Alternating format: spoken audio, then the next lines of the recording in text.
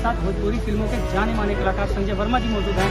आइए हम उनसे बात करते हैं कि इस समय वो पूर्वांचल के इस गुरु गोरक्षनाथ की पावन धरती पे फिल्म की शूटिंग कर रहे हैं, तो यहाँ पे पब्लिक का क्या सहयोग है और कैसा अनुभव है?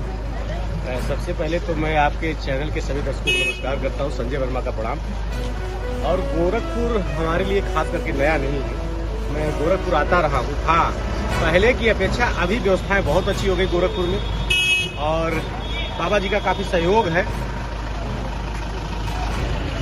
तो मैं गोरखपुर में काफ़ी फिल्में कर चुका हूँ। जैसा कि बताया कि मैंने 2011 में ये गोरखपुर आया था फिल्म करने। पहले की अपेक्षा अब में बहुत फर्क है। जब से बाबा जी हैं तो गोरखपुर का नज़ारा ही बदल गया है। यहाँ एक से एक बढ़कर लोकेशन हो गया है और काफ़ी भोजपुरी फिल्में गोरखपुर में शूटिंग हो रही है। सर, यहाँ के लोगों का कहना है आप लोग नौका विहार में भी शूटिंग किए हैं जी। तो यहाँ की पब्लिक कह रही है कि ये बॉम्बे का मरीन ड्राइव जैसे हो गया है। तो आपको ऐसा क्या लगता है? नहीं, मरीन ड्राइव तो नहीं कह सकते, जुहू चौपाटी तुम कह सकते हैं कि जाओ जुहू चौपाटी में आपको सब कुछ मिलेगा, वैसे नौका विहार में आपको सब कुछ मिलेगा। वो मारवाड़ी कुल्फी, फलूदा और क्या बोलते चाय और भुट्टे, बहुत मजा आता है। और सर, यहाँ पे आप लोग पूर्वांचल में इसमें शूटिंग कर रहे हैं और जैसा कि भोजपुरी फिल्मों में आजकल कुछ लोगों का डायरेक्टर जो अश्लीलता गाने वाने भी करते हैं, तो क्या इस मूवी में ऐसा कुछ है या नहीं?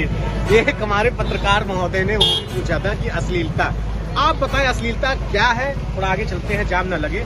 अश्लीलता कहाँ है और क्या है हमको बताएं, तब उसके बारे में थोड़ा हम बोले। जैसे सर कुछ गाने होते हैं जो दोस्ती गाने होते हैं, उन्हीं को हम लोग इस टाइप का बोलते हैं।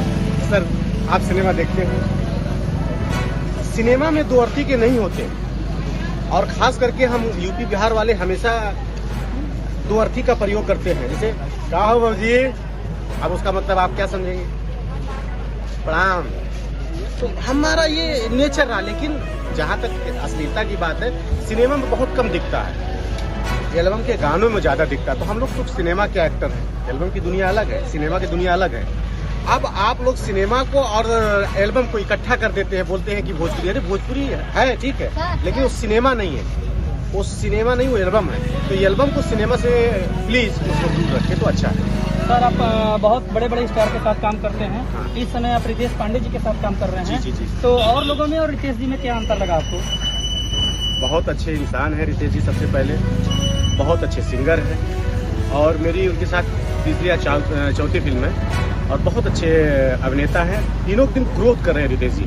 जैसे कि मैंने उनके साथ 3-4 साल पहले फिल्म की थी रानी वेट्स राजा, उसके बाद एक फिल्म और की, इसके बाद अभी मैं काशी विश्वनाथ किया था।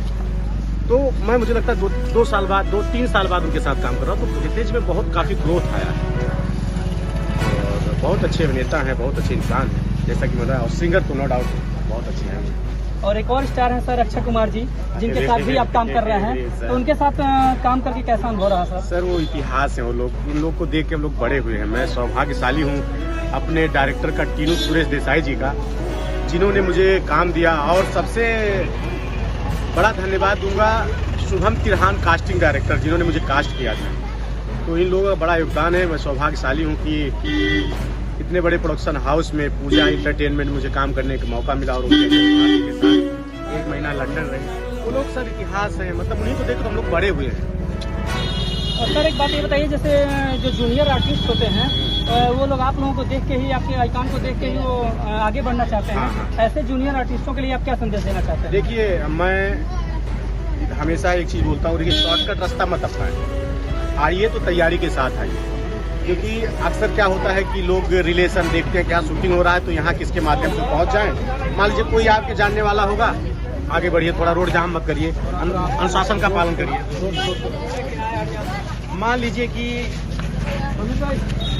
आपके कोई जानने वाला कलाकार है, आप यहाँ तक पहुँचे, रिलेशन लगा के वो आ जाएगा रोल करने के लिए, तो ऐसे रोल ना करें, पूरी तैयारी के साथ आए सिनेमा करने। आप थिएटर सीखें, पहले पढ़ाई कंप्लीट करें, फिर थिएटर करें, फिर आप आए, तो आपको कोई हरा नहीं सकता। आप देख सकते हैं सफलता का कोई शॉर्टकट रास्ता नहीं होता है। और आप बने रहिए निष्पक्ष टुडे के साथ में। गोरखपुर से कृष्णा चतुर्वेदी।